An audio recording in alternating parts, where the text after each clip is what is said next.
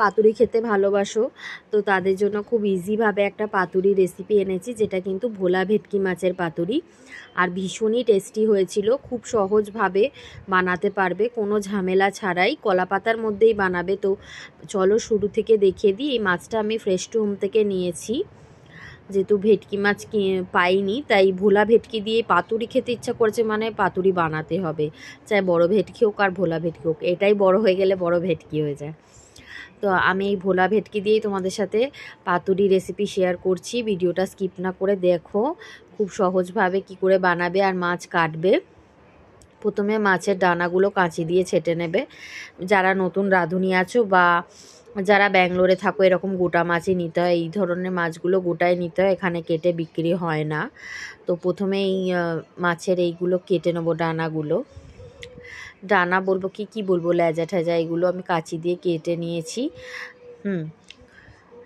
এরপরে পুরো মাছটা যেহেতু শক্ত থাকে মুড়োর কাছটা, তো ওটা ছুরি দিয়ে কাটা যাবে না, আঁশটা ছাড়িয়ে নিয়েছি ছুরি দিয়ে।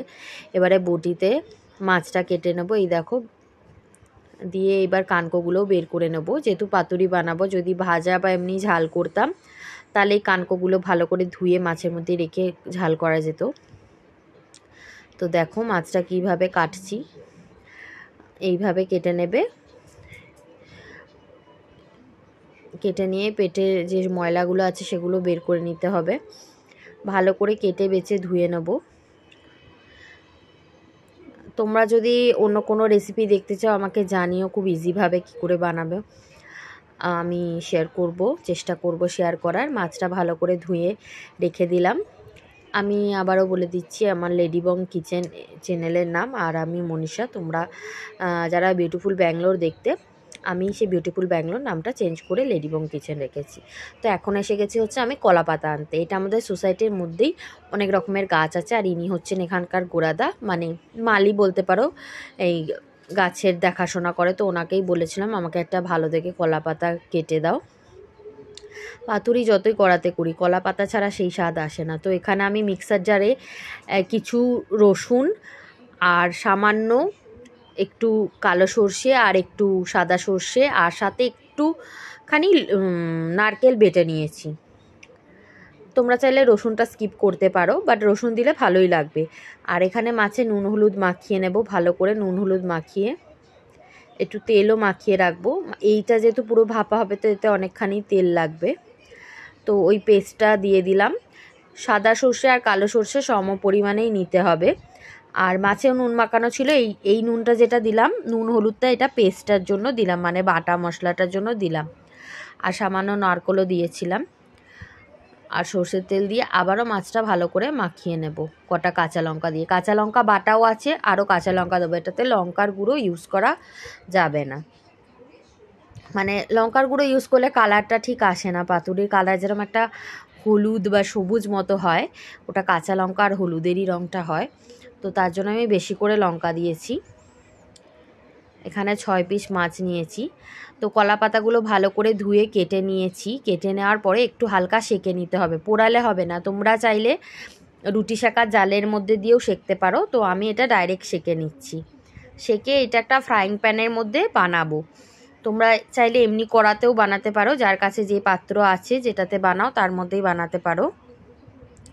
তো পাতাগুলো সবকটাই এপিট ওপিট ভালো করে সেঁকে নিতে হবে, ভালো করে ধুয়ে সেঁকে নিয়ে একটা পাত্রের মধ্যে এরমভাবে সাজিয়ে নিতে হবে। আমি মাছটা কলা পাতার মধ্যে মুড়ে বানাবো না, এটা সহজভাবে বানানো দেখাচ্ছি।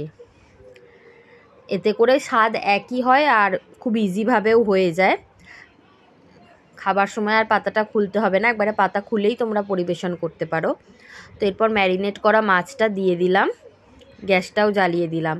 পাতাটা সাজানোর সময় গ্যাস জ্বালানোর দরকার নেই, তাহলে পাতাটা তাড়াতাড়ি করে আবারও সেঁকা হয়ে যাবে।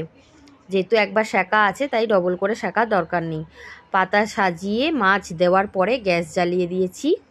এরপরে দিয়ে দিলাম বাটি ধোয়া জল আর সামান্য তেল, আর লবণ দেওয়াই আছে, লবণ বুঝে দিতে হবে। আগে যেহেতু মাছেও ম্যারিনেট করার সময় দেওয়া আছে, আবার ওই বাটা মশলাতেও লবণ দেওয়া আছে। এরপরে ওপরে আরও কিছু কলাপাতা ঢাকা দিয়ে, এটা পুরো ঢাকনা দিয়ে একবারে লো ফ্লেমে 10 মিনিট হতে দেব। 10 মিনিট পরে পাতাগুলো তুলে নিয়ে মাছগুলো একটু উল্টে দিতে হবে। এরকমভাবে উল্টে দিতে হবে। মাছ যদিও সেদ্ধ হয়ে গেছে, কিন্তু দুটো পিঠে তো সমানভাবে তাপটা পৌঁছয়নি, তাই উল্টে দিতে হবে। এই দেখো একটু পোড়া পোড়া মতো হয়ে গেছে। পুরো নিচের যে পাতাটা আছে না, ওটা পুরোটাই মানে কুক হয়ে যাবে, মানে রান্না হয়ে যাবে। তখন বুঝবে যে মাছ রান্না হয়ে গেছে, পাতুরি রেডি। তো এরপর আবারও মাছগুলো উল্টে দেওয়ার পরে পাতা সাজিয়ে আবারও সিমে ভাপে হতে দেবো। 5 মিনিট হতে দিলেই হবে। টোটাল এটা 15 মিনিটে রেডি হয়ে যাবে, যদি ইনগ্রিডিয়েন্টসগুলো রেডি থাকে। মশলা বাটতে বেশি সময় লাগে না, যদিও বা 15 মিনিটে তোমার মাছটা রেডি হয়ে যাবে। ভাজতেও লাগবে না, তেলও ছিটকবে না, আর খেতে খুবই ভালো হয়েছিল। তো এই ভিডিওটা আমি তোমাদের সাথে শেয়ার করলাম। যদি তোমাদের ভিডিওটা ভালো লাগে চ্যানেলটা সাবস্ক্রাইব করো। এই ছিল আমার ভোলা ভেটকি পাতুরি।